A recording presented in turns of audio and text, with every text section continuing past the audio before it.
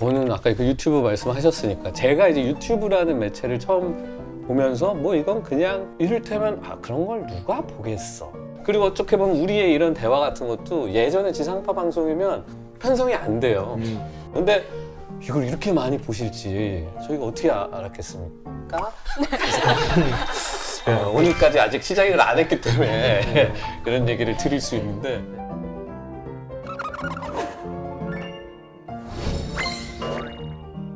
안녕하세요. 적수다 세 번째 시간 이적입니다. 반갑습니다. 예. 오늘도 아주 특별한 우리 수다의 호적수들을 모셨습니다. 안녕하세요. 저는 시를 쓰는 안희연이라고 합니다. 반갑습니다. 은하를 연구하는 천문의 학자 오주먼지입니다. 반갑습니다.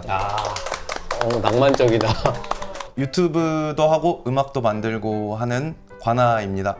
안녕하세요. 예. 관아 씨는 네. 관아가 왜 관아세요? 없습니다. 의미가. 왜 그런지 저도 모르겠어요. 모르세요, 진짜로? 네. 그냥 마음에 들었어요. 그 어감이? 네. 그리고 이거를 지었을 때 네. 주변 친구들이 별로다 라고 했거든요. 그래서 오기로 밀어붙이고 있습니다. 무슨 스타일인지 알겠다. 오늘 정말 잘 어울리는 분을 모신 것 같아요. 오늘 대화 주제가 무쓸모라는 단어인데 가사도 보면 저기 관아 씨 노래 중에 그거 아세요? 네. 네.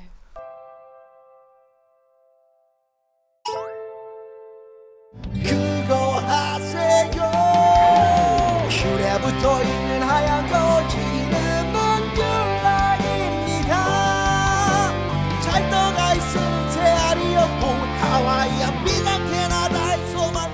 거기 보면 진짜 짤데기 없는 맞아요. 내용만 있죠. 진짜 네. 말 그대로 안무랑구. 원래 저는 웃기면 장땡이다. 이딴 게 음악이라고? 라든지 이딴 보컬을 쓴다고? 이런 게 훨씬 재밌는 것 같아요. 네. 이게 그러니까 그 나름 굉장히 도전인데 네. 근데 그래야 망했을 때 변명하기가 좋아요. 평생 그렇게 살고 있어요. 그리고 결국에 그런 것 같아요. 그 가치를 이렇게 비꼬거나 이런 걸 좋아하거든요. 그 하나하나의 댓글이 쓸모없는 거잖아요. 근데 배치를 어떻게 하느냐에 따라서 재밌게 보일 수도 있다라는 거를 보여주고 싶었어요. 그러니까 제가 전공이 미술인데 예. 그 미술할 때도 옛날에 보면은 아무리 예쁜 빨간색이어도 옆에 뭐가 있느냐에 따라서 그 빨간색이 어떻게 보일지는 다르다. 그러니까 저는 배치에 따라서 다르다는 그 생각을 항상 가지고 있어서 그래서 그 댓글도 하나하나 보면은 별거 아니에요. 근데 그걸 어떻게 배치하느냐에 따라서 다르게 느껴질 수 있다. 이거를 되게 하고 싶었습니다. 미술 전공하셨다고 하니까 네. 말씀하신 그 음악 스타일이 약간 단어로 꼴라주하는 느낌이네요. 네. 그러네요. 그냥 패치워크처럼. 내버려 두면 의미 없는 뭐 쓰레기 박스일 수도 있고 숟가락일 수도 있는데 아티스트들이 그걸 예쁘게 재배치하면은 또 다른 의미를 갖잖아요. 네. 그러니까 그 맥락에서 약간 쓸모 없는 것들에게 쓸모를 부여하는 역할을 좀 한다는 느낌이 들었어요. 저 다음에 어디 가서 이거 물어보면 이렇게 얘기해 주세요. 네. 네네네. 단어에 꼴라주. 네. 근데 꼴라주 어감도 관아 씨랑 되게 어울려요. 꼴라주? 꼴라주. 근데 맞아. 재밌는 게 네. 그게 제일 인기 있는 노래면 두 번째로 인기 있는 게 맞춤법 절대 안 틀리는 노래라는 네. 노래거든요. 제일 인기 있는 거는 딱 봐도 쓸모 없는 거잖아요. 근데 두 번째는 되게 쓸모 있어 보여요. 약간 생겨버렸네. 네. 예. 근데 이거로 맞춤법이 전혀 기억이 안 되거든요. 정말 쓸모 없어. 근데 쓸모 있는 것처럼 느끼게 해주는 느낌. 이게 뭐 미묘한 줄타기를. 네. 그래서 그 쓸모와 무쓸모의 그 경계선 자체를 조롱하는. 네. 아무리 멋있는 시여도 어디에 어떻게 쓰이느냐에 따라 되게 빛나는 단어가 될 수도 있고 하나도 안 멋있는 시어가 될 수도 있거든요. 어떤 곳에 내가 어떤 목적으로 속해 있느냐가 되게 중요한 것 같아요. 나는 고정된 존재가 아닌데 어느 다른 곳에 가선 진짜 빛날 수도 있고 여기서는 되게 빛이 하나도 안 나는, 그러니까 자기 다리를 어떤 구조 안에 자꾸 속하려고 하지 말고 쓸모와 무쓸모의 경계를 내가 좀 적극적으로 더 찾아나가는 게 좀 필요하지 않을까? 너무 저 공감 가는 게 명왕성만 해도 보는 관점에 따라서 하찮을 수도 있고 네. 오히려 더 소중할 수도 있어요. 만약에 예를 들어서 행성의 제일 마지막 조그만한 행성으로 위치하고 있었을 때는 얘 언제든 쫓아내도 전혀 문제 없는 굉장히 그냥 존재감이 없는 그런 행성이었지만 오히려 지금은 태양계 외곽을 떠도는 작은 천체들 중에 대왕이 됐잖아요. 그리고 명왕성으로부터 시작하는 그 외곽 세계를 알게 되면서 진짜로 태양계가 어떻게 형성되었는지에 대한 더 디테일한 시나리오를 써 내려갈 수 있게 된 거예요. 그러니까 명왕성은 계속 한 자리에 가만히 있었음에도 우리가 보는 방향이나 관점에 따라서 되게 의미 없는 무쓸모한 존재가 될 수도 있고 또는 굉장히 천문학적으로 소중하고 특별한 의미를 지닐 수도 있는 거죠. 네. 평소에 좀 저의 습관 중에 하나가 모든 단어에 뭐뭐의 쓸모를 붙여보는 좀 습성이 있어요. 예를 들어 뭐 테이블의 쓸모, 뭐 이것저것 붙여보다가 제가 노알콜 맥주의 쓸모를 생각해 본 적이 있었어요. 그죠. 맞아. 그건 네. 저도 생각해 본 적 있는데. 있으세요? 예. 근데 저는 사실은 맥주를 너무너무 좋아하는 사람이에요. 그래요? 그래서 노알콜 맥주가 처음 출시가 되고 편의점에 갔는데 거의 칸 하나를 노알콜 네, 맥주 코너가 채우고 있는 걸 보면서 막 비웃음을, 콩웃음을 쳤죠. 이게 무슨 일이냐, 이게 이럴 순 없다. 제가 생각하기에는 거짓인데, 맥주로 치면 거짓인데 이 거짓이 필요한 순간이라는 게 뭘까? 이런 걸 좀 생각해 보게 되는. 저도 술 되게 좋아해서 네. 요새 제 친구들과 발견한 쓸모 뭔지 아세요?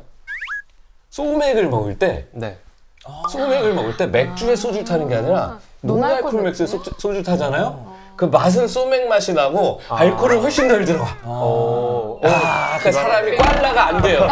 소맥을 먹는데. 목 넘기면 부드럽고. 제가 발견한 지금 무알콜 맥주의 쓸모는 소맥의 원료로 써라. 그렇군요. 이거 신박한데요. 그러니까 맥주를 먹고 싶은데 마실 수 없는 환경에 놓여 있는 분들이 사실 되게 많잖아요. 그런 분들에게는 이게 일종의 거짓이지만 그래도 그 거짓이 충분히 또 쓸모가 있고 하니까 우리가 모든 사실 맥락에서 다 이렇게 생각해 볼 수 있는 것 같아요. 그러니까 나한테 필요 없다고 해서 용도가 없거나 쓸모가 없다가 아니라 그냥 이거는 세상에 왜 존재할까를 자꾸 생각해 보는 거죠. 그러다 보면 모든 것은 나름의 쓸모가 있다. 뭐 이런 네. 결론으로 또 갈 것 네. 같아요. 네.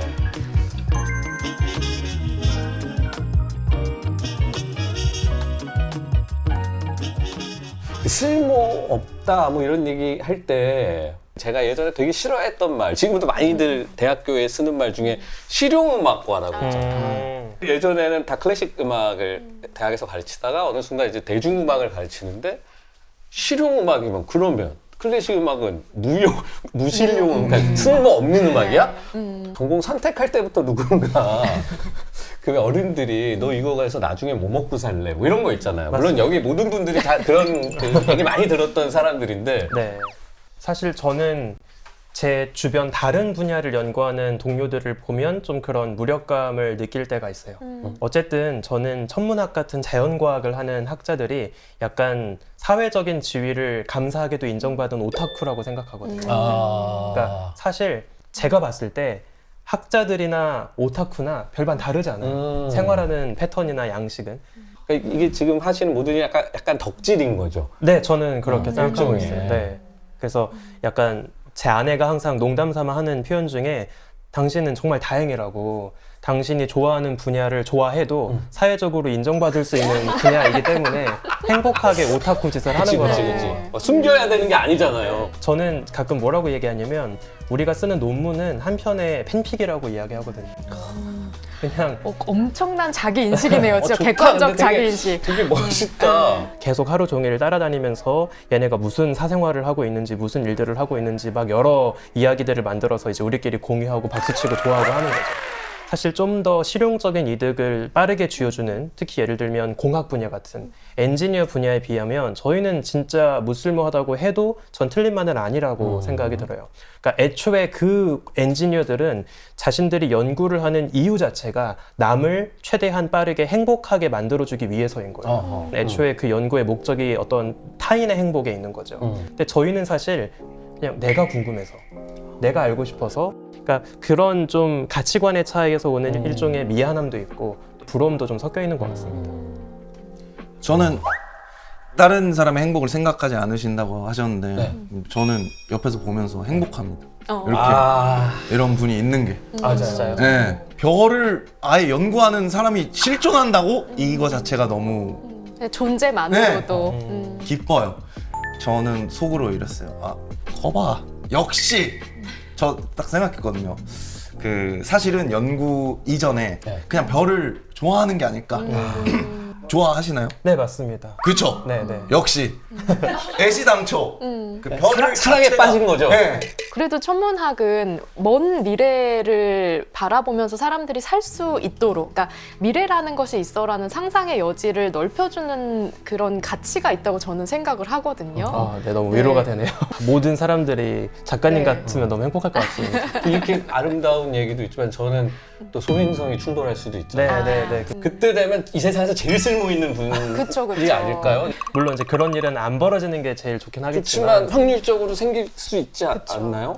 맞습니다. 뭐 최근에도 새롭게 발견된 소행성 하나가 지구와 충돌할 가능성이 좀 높게 점쳐지다가 약간 궤도가 더 상세하게 밝혀지면서 지구는 아니고 달과 부딪힐 것으로 지금 추정을 하고 있어요. 그것도 위험하지 않나요? 다리 근데- 반달되는 거 아니에요? 그 정도까지는 아니고요. 그냥 달에 조금 커다란 크레이터 하나 남기고 사라지긴 할 거예요. 물론 그 충돌할 때 섬광 정도는 지구에서 볼 수는 있을 거예요. 네. 근데 정말로 옛날에는 그 하늘을 보면서 달력을 만들고 진짜 농사를 어떻게 해야 될지 정하고 어디로 가야 될지 방향을 잡고 진짜 하늘을 볼 줄 아는 사람이 가장 실용적인 그쵸. 사람이었던 시절이 우리 인류에게 굉장히 긴 시간 동안 네, 맞습니다. 또 있었던 거겠죠. 네, 한 2000년 전에 태어났으면 네. 왕 옆에 저희들이 그죠. 있었어요. 시인도 아마 권세를 누렸을 거예요. 그러니까 로마 시대 때 보면 항상 그 어떤 건국 신화 같은 거를 써서 남겨야 되잖아요. 그럼 그 시인 같은 문장가가 필요하거든요. 네. 용비어천가 같은 그렇죠, 거 써야 그렇죠. 되니까 그걸 좀 잘 써야 되잖아요. 그게 짜치면 진짜 안 되죠. 이 정권의 어떤 이 격이 떨어지니까. 네. 근데 왕 옆에는 또 왜 광대도 있었죠. 그렇죠. 우리가 하는 게 그런 거라서. 궁중악사 이런. 네. 예, 예, 예.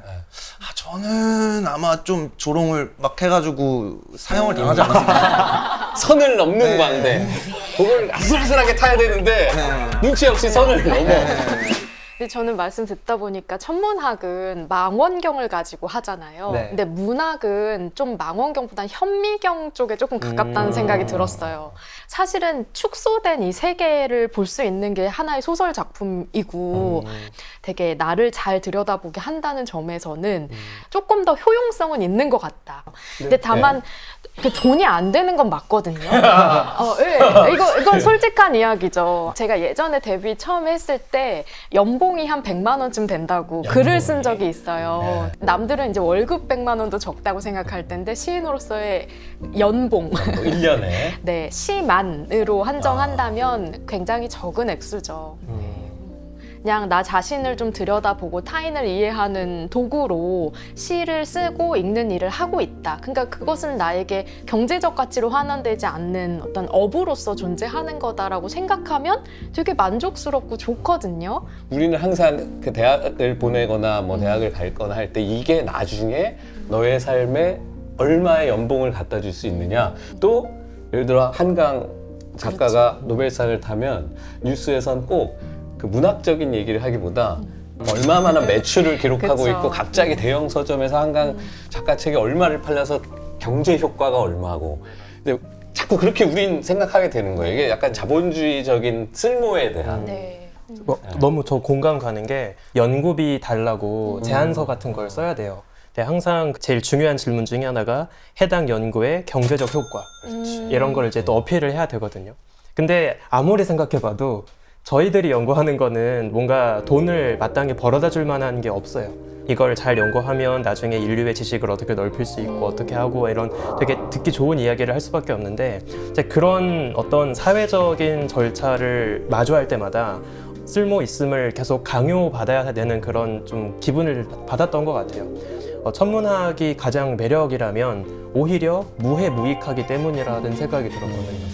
문학에서도 그런 말을 해요. 문학은 무용하기 때문에 인간을 억압하지 않는다. 쓸모 있는 것들은 더 의식적으로 더 많이 가져야 된다고 생각하고 그래서 오히려 더 인간을 억압해하는 면이 있는데 제가 예전에 장자 이야기를 읽은 적이 있거든요. 예. 아마 동양 철학에서 가장 무쓸모한 것에 집중한 철학자일 것 같은데 진짜 이렇게 인기가 있고 좋은 탄탄한 나무들은 석가래가 되기도 하고 대들보가 되는데 너무 막 구불구불하고 별로 쓸모 없어 보이는 것들은 오래 살아남아서 그 수형을 온전히 유지하면서 근사한 나무로서 그 자연 안에 존재할 수 있다는 이야기. 쓸모가 없기 때문에 오히려 억압이 없다. 관아 씨의 음악만 해도 저는 스트레스를 풀고 일상에서 겪었던 분노를 해소하고 더 평화롭게 하루를 보낼 수 있게 해주는 효용성도 전 있을 거라고 봐요. 이제 그런 위안들, 그런 시간들이 실제 사람들의 삶에 큰 보탬이 된다라는 걸 이제 깨닫는 과정인 것 같아요. 예를 들면 코로나 시절에 트로트 오디션 서바이벌을 네. 했는데 그게 정말 난리가 났잖아요. 그렇죠. 그때 여러 가지 요인들이 있지만 그때가 그 어르신들이 외출이 거의 불가능할 때랑 사실 시간이 겹쳐요. 그 방송이 없었으면 그때 자가격리됐거나 외출하지 못한 그 노인층 중에 많은 분들이 정신적인 문제나 맞아요. 뭐 신체적인 문제를 아마 겪었을 거라고 생각해요. 네. 이제 그렇게 우리가 확인할 수 없는 어떤 그 또 그 사회적 기능, 힘 네. 같은 것들이 정서적인 효용성이라고 봐도 될 것 같아요. 네. 정말로. 네. 네. 보이진 않지만 네. 마음을 치유받는 네. 네. 그런 과정. 맞아요. 네. 특히 그 공주의 규칙 있잖아요. 아, 네. 네. 저는 그게 되게 젊은 친구들한테 인기가 또 많기도 하고 그게 되게 자긍심, 자존감을 되게 불러일으켜주는 가사라는 생각이 들더라고요. 그런 가사 어떻게 돼요? 그게 뭐였지? 네. 그러니까 공주에게는 시련이 당연히 올 수밖에 없는 것이고. 아 맞아요, 네. 네, 제가 설명드리는 곡인데요. 지금 딱 좋은 그림이에요. 아, 네. 지치고 힘들어도 포기하지 않기 시련은 공주에게 꼭 필요한 이야기 너를 사랑하니 너도 사랑하니 삶을 사랑하니 예쁘게 살아가기 웃음잃지 않기 여유잃지 않기 공주란 거랬지 공주의 규칙. 근데 제가 좋았던 면은 공주라고 하면 갖게 되는 스테레오 타입이 있잖아요. 근데 그런 게 아니라 아저씨들 네. 안에서도 공주가 딱 발현이 되는 순간이 있었어요. 우리가 어떤 외양을 가지고 있든 성별이 중요한 것도 아니고 나이가 중요한 것도 아니고 그것이 딱 반짝이는 순간들이 있고 그게 살아가면서 너무 필요하잖아요. 자꾸 상하고 깎이고 하는 순간에 나의 공주성을 발휘하자고 딱 반짝이는 순간을 잘 포착하셔서 그게 어떤 자기 긍정의 서사를 이렇게 불러내는 것 같다. 그래서 참 좋았어요. 네. 제가 의도한 거랑 실제 쓸모랑 다를 수도 있겠다는 생각이 드네요. 저는 애시당초 그거 만드는 거는 이런 사람이 공주에 대한 얘기를 쓰면은 주변 사람들이 얼마나 웃길까 이런 정도의 생각이었는데 네. 그렇게까지 막 진짜 막 위로받고 그럴 줄 몰랐거든요, 사람들이. 그리고 제 안에 그렇게까지 이 공주가 있을 줄도 몰랐거든요. 이게 노래의 힘이 네. 그죠? 네. 그래서 또 이렇게 어떤 도시에 투어를 하는데 누가 뒤에 와서 그 노래 때문에 제가 살았어요. 이런 얘기를 하게 네. 되는 것이라는 거죠. 그거는 미리 계산할 수가 없는 것이고 노래가 세상을 막 떠돌아다니다가 누구한테 진짜 착 맞아요. 붙어서 이 노래가 좋은 거예요. 그런 사람들이 모이면 그게 자연스럽게 히트곡이 되는.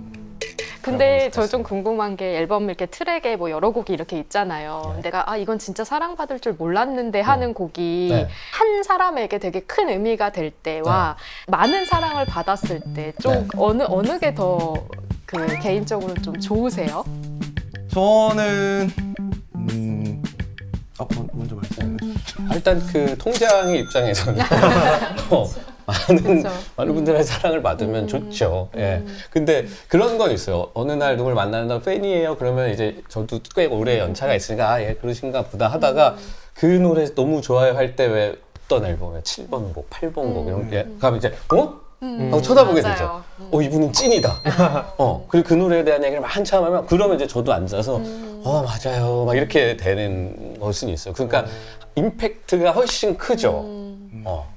저도 그래요. 그렇지 네, 않으실까요? 네. 네. 보통 뭐 한 권의 시집에 40편, 50편의 시가 들어있는데 주로 이야기해 주시는 몇몇 시편들 아마 타이틀에 해당될 네. 것 같은 그런 표제 시들을 이야기해 주시는 분보다 아무도 한 번도 언급하지 않았었는데 저 그 시 읽어봤어요. 너무 좋아요 하시는 분들한테 저도 마음이 막 쏟아져요. 진짜구나. 네. 내가 좀 무쓸모한 거 아닌가? 뭐 이런 기분을 가끔 느끼실 때가 있나요? 매일 그런데 특히 이제 술 먹고 나서 많이 느끼거든요. 다음날. 정말 그죠. 내가 왜 정말, 마셨지? 쓸모없는 인간이구나. 내가 다시 마시면 인간이 아니다. 항상 쓸모없다고 느끼는데 그리고 그거에 대해서 딱히 고민해 본 적도 없긴 한데 요새는 가끔 이제 쓸모 있는 척을 하게 되더라고요. 제가 이 학부모가 되니까 학부모로서 초등학교 학부모들 모임에서 내가 직업을 설명할 때 유튜버라고는 말하기 싫다가 있었어요. 왜냐면 유튜버라고 하면은 무슨 유튜브인지 모르잖아요. 그러니까 이제 색안경도 있고 하다 보니까 저 작곡합니다 이렇게 말하고 싶어가지고 더 열심히 하게 된 게 있더라고요. 진짜 부러운 건 직업을 소개할 때 시인입니다. 너무 멋있어요. 한 번도 그렇게 해본 적은 없어요. 네. 제 생각에 3대 네. 멋있는 직업 해커, 스나이퍼, 시인. 와, 시인이. 멋있잖아요. 이거 좋다. 너무 결이 다른데. 결이 다른데 와 멋있게 멋있잖아요. 네. 스나이퍼와 시인. 안녕하세요. 스나이퍼입니다. 시인입니다. 야.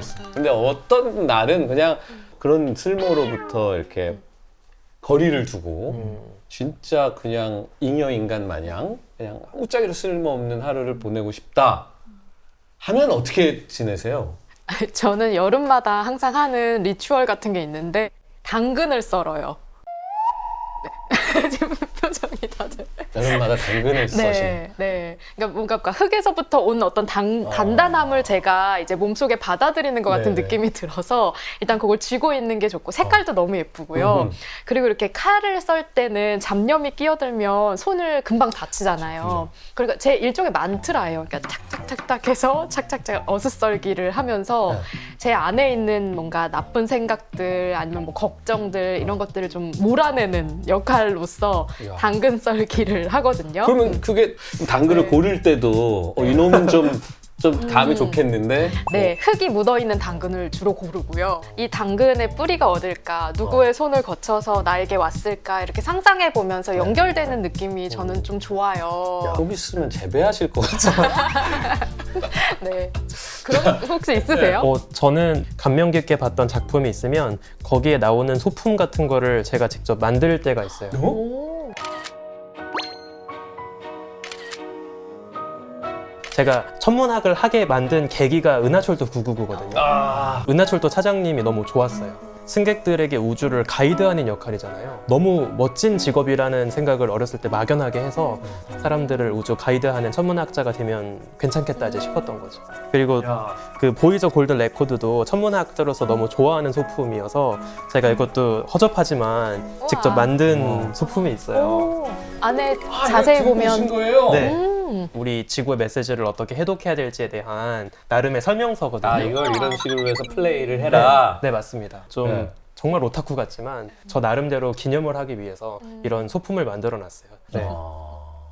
근데 그럴 때는 야 너는 왜 그 하필이면 그걸 보고 또 거기 꽂혀가지고 무슨 차장을 좋아하고 막 그랬을 텐데 근데 결국은 그것들이 모여서 지금의 우주먼지님을 또 저는 예. 잉여롭게 지내고 싶을 때 예.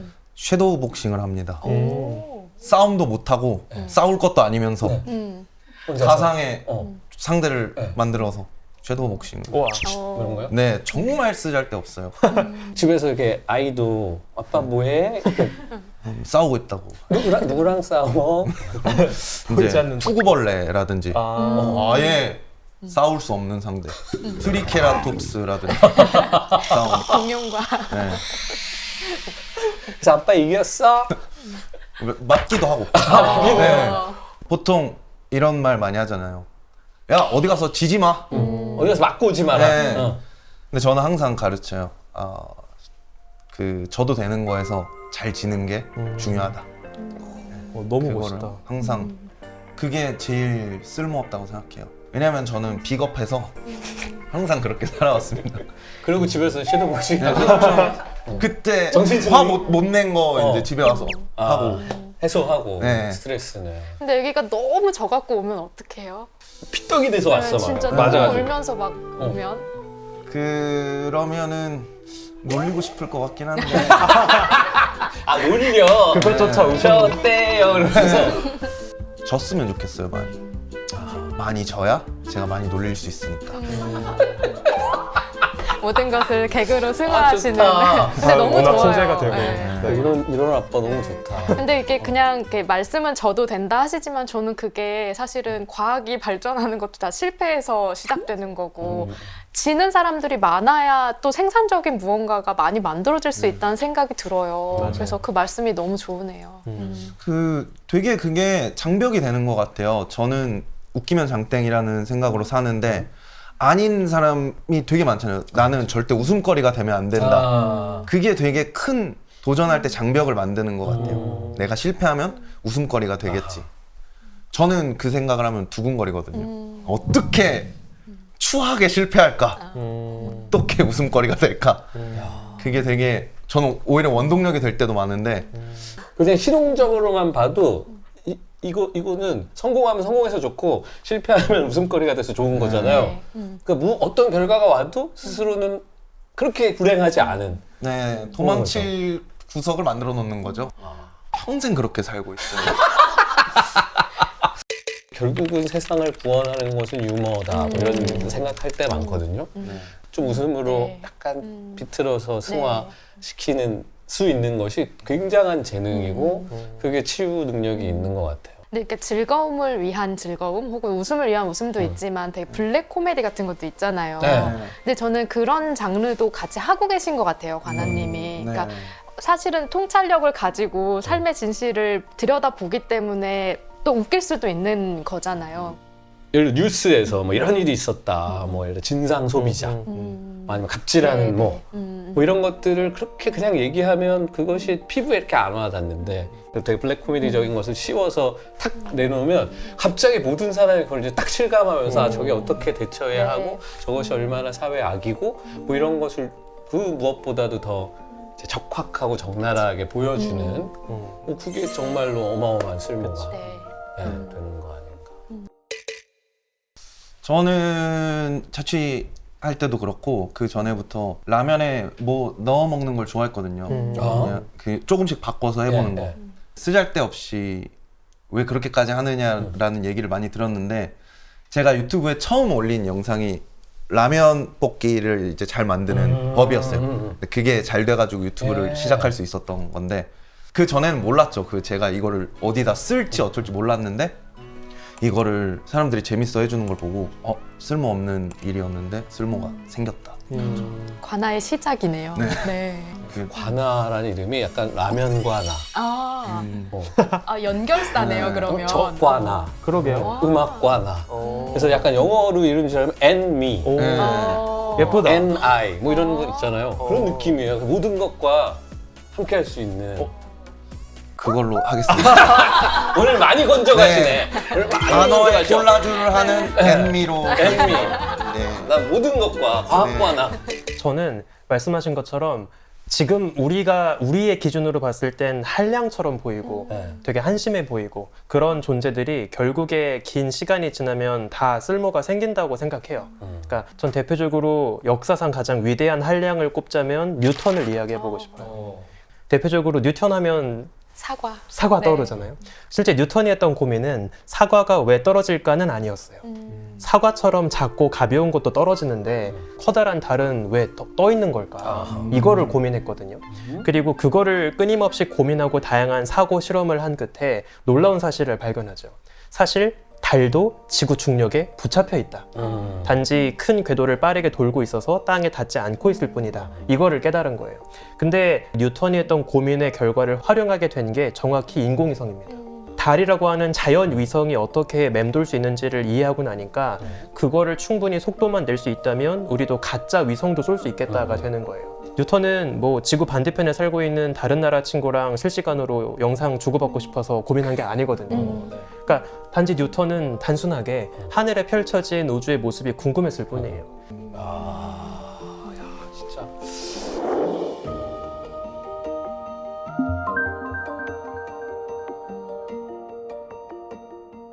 근데 저는 그런 우주적인 관점이 인간에게 되게 필요하다고 생각하는 사람이거든요. 예전에 제가 패러글라이딩을 한번 한 적이 있는데 그때 하늘에서 줄줄 울면서 내려왔던 적이 한 번 있어요. 무서워서. 아니요. 인간인 제가 지금껏 한 번도 경험해보지 못한 시야로 펼쳐지는 세상을 바라본 게 그때가 처음이어서 정말 조금만 위에서 내려다봐도 너무나 다른 세계가 펼쳐지니까 그게 저한테 굉장히 좋은 충격으로 다가왔었거든요. 제가 개인적으로 아주 오래전부터 해왔던 생각이 하나 있는데 인간이 직립보행을 하고 두 손이 자유로워지면서 얻게 된 제일 중요한 혜택으로 뭐 도구를 쓰게 되었다. 그래서 지능이 발전했다. 이런 이야기 많이 하잖아요. 근데 저는 직립보행이 가져다 준 제일 중요한 혜택은 고개를 조금만 들어 올리면 하늘을 볼 수 있게 된 거라고 생각해요. 네발 짐승들은 아무리 고개를 올려도 하늘을 보기가 어렵거든요. 근데 우리는 자연스럽게 허리가 세워진 덕분에 별로 수고를 들이지 않아도 하늘을 보고 별을 신경 쓰게 된 거예요. 그러면서 이제 아주 수천 년 전부터 천문학이 쭉 이어져 왔다고 저는 생각을 해요. 그 점에서 고개를 들어 올려서 별을 볼 수 있느냐 없느냐가 인간다움을 결정하는 중요한 기준이 될 수도 있다고 저는 생각을 하거든요. 그래서 우리가 안타깝게도 지금은 도시 불빛이 너무 밝아진 나머지 지금은 하늘에 별이 잘 안 보이니까 우리 DNA에 각인되어 있는 그 조상님들의 경험을 좀 망각하고 있기는 하지만 되게 쓸데없어 보이는 그 별 보기를 우리가 다시금 회복한다면 그 본연의 인간성, 인간다움을 좀 되찾을 수 있지 않을까 개인적으로 그런 좀 바람을 갖고 있습니다. 이거 두 분이 어떤 영역에서 되게 시적이세요. 두 분. 네. 문학의 공통대상. 천문학, 천문학, 인문학, 네. 문학 요즘에 저는 이거 많이 느끼거든요. 이 챗 GPT를 비롯한 왜 AI가 우리 곁으로 성큼 다가왔잖아요. 불과 몇 년 전만 해도 AI가 어떻게 인간의 깊은 감정과 존재의 고뇌와 범민을 어떻게 이해하겠어 막 이런 얘기하는 사람이 많았거든요. 근데 이제는 그런 얘기도 안 해. 그래서 약간 어떤 느낌은 AI는 인간보다 우월한 존재다 라는 것이 조금 공유되고 있는 시점 같아요. 일단 천문학 분야에서도 인공지능은 이미 뗄래야 뗄 수 없는 요소거든요. 근데 사실 저는 옛날에 그 알파고 이세돌 대결할 때부터도 이렇게까지 사람들이 격하게 놀란다는 게 좀 신기했어요. 이미 천문학자, 과학자들은 인간을 특별하고 우월한 존재로 인식하고 있지 않았어요. 똑같이 원자로 이루어져 있고 그냥 전기 신호로 신경계가 돌아가고 있고 다른 동물이나 심지어 인공신경망이랑 다를 게 없다 라고 이미 우린 마음의 준비가 되어 있다 보니까 저는 인간이 더 쓸모있다고 생각합니다. 왜냐하면 인간은 고양이를 쓰다듬어 줄 수 있잖아요. 그리고 호랑이의 먹이가 될 수도 있고 AI는 못 하잖아요. 네. 먹이가 되는 건. 네. 그래서 더 쓸모있다 생각합니다. 약간 눈가가 초롱초롱 하신 것 같은데. 저는 AI 이야기가 나올 때마다 그럼 나는 왜 이 AI를 활용해서 글을 쓰지 않는가를 생각을 좀 하게 되는 것 같아요. 제가 글을 쓰는 이유는 근사한 무엇을 만들기 위해서는 아니거든요. 그러니까 저는 먹이가 되고 싶다는 말, 먹이가 될 수 있다는 말을 문학적으로 이해하였는데 그냥 제가 글을 쓰는 과정에서 저를 돌아보고 또 제가 쓰는 글이 누군가의 먹이가 돼서 그 사람의 피와 살이 될 수도 있고 또 저도 누군가를 먹고 그러니까 선배 시인들이나 좋은 문학 작품들 혹은 세상에 존재하는 많은 진실과 비밀들을 잘 받아서 그걸 또 작품으로 만들어내잖아요. 이런 순환 과정이 인간한테 되게 중요하다는 생각이 들어서 AI 이야기가 아무리 나와도 저는 약간 좀 끄떡 않는 면이 좀 있는 것 같아요. 시인으로서 그런 말씀 진짜 예 좋네요. 네. 그러니까 어떤 과업을 수행하는 것이 인간의 행위의 목적이 아닌 네. 미션 컴플릿을 하려면 AI가 하는 게 더 네, 잘할 수 그렇죠. 있지만 이건 내가 하는 게 중요한. 네.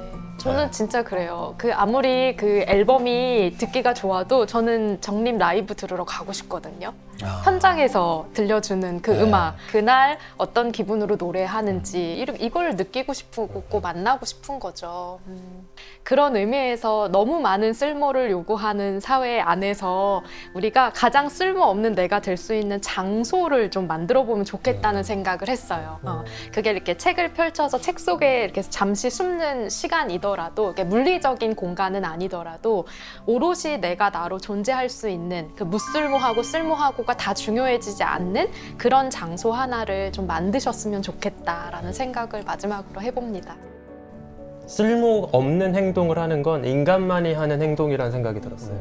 다른 종류의 동물들은 사실 모든 행동에 다 이유가 있어요. 살아남기 위해서, 밥을 먹기 위해서. 근데 인간은 사실 딱히 이유가 없는 짓들을 많이 해요. 그리고 우리가 가끔 뭐 반려동물도 그렇고 되게 쓸모없는데 이상한 짓을 하네 싶을 때 되게 인간을 닮았다라고 표현해요. 우리도 사실은 쓸모없는 행동에서 정말 진정한 인간다움이 숨어 있다는 걸 알고 있기 때문이라고 생각을 하거든요. 그래서 만약에 본인이 쓸모없는 짓을 하고 있다고 생각이 드신다면 내가 진짜 인간이구나 라고 생각하시면 좀 힘이 되지 않을까 싶은 생각이 들었습니다. 쓸모가 있는 표정은 별로 안 웃기고 쓸모없는 표정은 웃기더라고요. 그러니까 제가 이렇게 하면 화내는 표정 딱 쓸모가 있잖아요. 근데 만약에 이렇게 하면 쓸모가 없잖아요. 쓸모없는 표정은 웃기더라고요. 이상입니다. 네. 자, 오늘 세 분의 이야기 너무너무 감사했습니다. 다음에 또 우리 다른 주제로 뵐 수 있었으면 네. 좋겠습니다. 수고 많으셨습니다. 감사합니다. 감사합니다. 요새는 어떤 작업하고 계세요? 정규 앨범을 만들고 있어요. 그래서 앨범 이름이 고기인데 고기? 네. 먹는 고기? 네. 그래서 트랙이 삼겹살, 어. 업진살, 항정살 그리고 그냥 메뉴네, 전부 다. 메뉴? 네네. 앞으로 그 수많은 고깃집에서 그냥 회사 나오겠네요. 기본값으로 틀 수도 있어요. 네. 이 고기 어디 있는 고기죠? 그냥 고기 앨범이면 고기죠. 자, 오늘